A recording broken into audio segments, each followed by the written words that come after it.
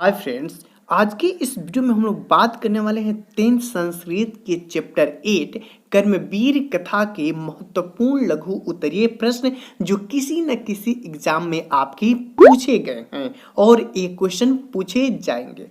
इससे पूर्व चैप्टर 1 से लेके चैप्टर 7 नीति श्लोका तक के ऑब्जेक्टिव क्वेश्चन के साथ साथ सब्जेक्टिव क्वेश्चन भी अपलोडेड है और उसका अलग अलग प्लेलिस्ट बना है। आप उस वीडियो का लाभ ले सकते हैं। तो फ्रेंड्स, मैं हूं एसके चौरसिया और आप देख रहे हैं आपकी अपनी यूट्यूब चैनल ट्यूटोरिंग क्लासेज। यदि चैनल पे पहली बार आए हैं तो चैनल को सब्सक्राइब करके वीडियो को लाइक कर दीजिए और वीडियो अच्छी लगे तो एक प्यारा सा कमेंट भी। आइए इस वीडियो की शुरुआत करते हैं।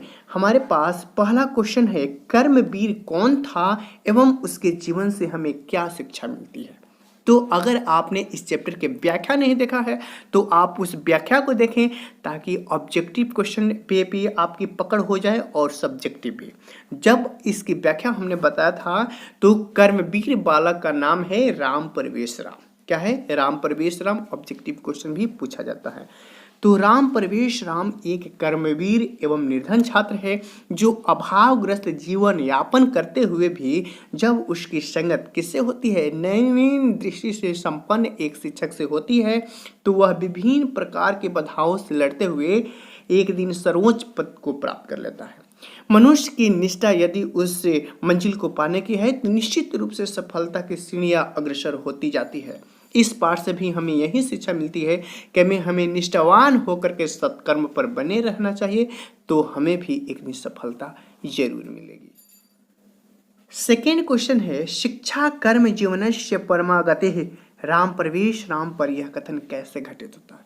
यानी शिक्षा कर्म जो है जीवन में परम तृप्ति प्रदान करने वाले है, तो इस बात को कैसे उस राम परवेश राम पे सटीक बैठता है। तो राम परवेश राम एक कर्मवीर एवं निर्धन छात्र था। वह कष्टकारक जीवन जीते हुए भी अध्ययनशील रहा। वह अपना अधिक से अधिक समय पुस्तकों तथा पुस्तकालयों में अध्ययन में व्यतीत करता था, जिसका परिणाम यह हुआ कि एक दिन वह स्वरूप केंद्रीय प्रशासनिक परीक्षा में भी सर्वोच्च स्थान को प्राप्त करने में सफल रहा। इस प्रकार हम कह सकते हैं कि शिक्षा कर्म जीवनस्य परमागति की उक्ति जो है राम परवेश राम पे अक्षरशः सटीक बैठती है। क्वेश्चन नंबर 3 है, राम परवेश राम की जीवनी पर प्रकाश डालें। इसी क्वेश्चन को दूसरे तरीके से भी पूछ सकता है बाबू कि राम परवेश राम के चरित्र की क्या विशेषताएं हैं, आपको बताना है। तो आइए देखते हैं। राम परवेश राम कर्मवीर कथा जो है उसका एकदम प्रमुख पात्र है, यानी इसी के बीच कहानी जो है ताना बाना बुना गया है। इनका जन्म जो है बिहार राज्य के अंतर्गत भीखन टोला गांव में हुआ है। कभी खेलों में मग्न रहने वाले राम परवेश राम का जब एक अध्यापक का साथ मिला तो विद्या अध्ययन में जुट गए। गुरु का आशीर्वाद और मेहनत उनकी सफलता की सीढ़ी बनती गई। धन के अभाव के बीच में भी उन्होंने अपना अध्ययन जारी रखा। विद्यालय स्तर से लेकर के प्रतियोगी परीक्षाओं में सभी जगह प्रथम स्थान प्राप्त करते गए। केंद्रीय लोक सेवा परीक्षा में भी उत्तीर्ण होकर उन्होंने समाज के समक्ष एक आदर्श प्रस्तुत कर दिया। उनकी प्रशासन क्षमता और संकट काल में जो निर्णय लेते थे वो सभी को आकर्षित करते हैं। इस प्रकार हम कह सकते हैं कि राम परवेश राम के चरित्र के अनेक विशेषताएं हैं।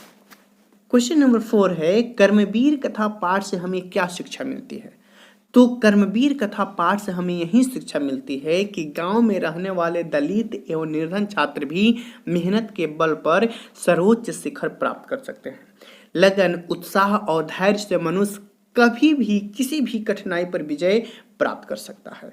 इससे हमें मेहनती बनकर सफलता प्राप्त करने की शिक्षा मिलती है। क्वेश्चन नंबर 5 है, भीखन टोला गांव कैसा है। तो भीखन टोला गांव जो है बिहार प्रांत के एक दुर्गम क्षेत्र में स्थित है। यहाँ के लोग जो हैं प्रायः निर्धन और अशिक्षित हैं। यहाँ के निवासी जो हैं कष्टमय जीवन बिताते हैं, उसमें भी कुछ अत्यंत निर्धन और गरीब परिवार जो हैं वो गांव के बाहर टूटी फूटी झोपड़ियों बना करके उसमें रहते हैं। वहीं भीखन टोला गांव से लगभग 1 कोस की दूरी पर एक प्राथमिक विद्यालय भी है जहाँ बच्चे शिक्षा प्राप्त करते हैं।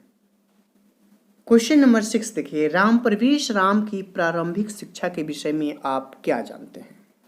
तो राम प्रवेश राम भीखन टोला गांव के रहने वाला एक दलित बालक था। उस बालक को एक शिक्षक ने अपने विद्यालय में ला करके शिक्षा देना प्रारंभ किया। वह बालक राम प्रवेश राम शिक्षण शैली से इतना आकृष्ट हुआ कि वो अपने साथ ले गए और उसने उन्हें शिक्षा देना प्रारंभ कर दिया। उसने शिक्षा को जीवन की परम गति माना। वह विद्या अध्ययन में दिन रात लग गया और वह अपने वर्ग में प्रथम स्थान प्राप्त करने लगा। अगला सवाल है, कर्मवीर कथा पाठ के माध्यम से लेखक हमें क्या बताना चाहते हैं या क्या कहना चाहते हैं? कर्मवीर कथा पाठ के माध्यम से लेखक का कहना यह है कि सर्वश्रेष्ठ स्थान प्राप्त करने के लिए धनी एवं उच्च वर्ग में जन्म लेना आवश्यक नहीं है। गांव में रहने वाले दलित एवं निर्धन छात्र भी मेहनत के बल पर राम प्रवेश राम की तरह सर्वोच्च शिखर पे पहुंच सकते हैं, लेकिन उसके लिए लगन, उत्साह और धैर्य जरूरी है। इससे मनुष्य किसी भी कठिनाई पर विजय प्राप्त कर सकता है। उम्मीद करते हैं यह सेशन आपके लिए काफ़ी ज़्यादा इम्पोर्टेंट और मज़ेदार हुआ होगा। आपको वीडियो कैसा लगा हमें ज़रूर और ज़रूर बताइए। फिर मिलते हैं अगले पाठ के सब्जेक्टिव क्वेश्चन के साथ। तब तक के लिए धन्यवाद।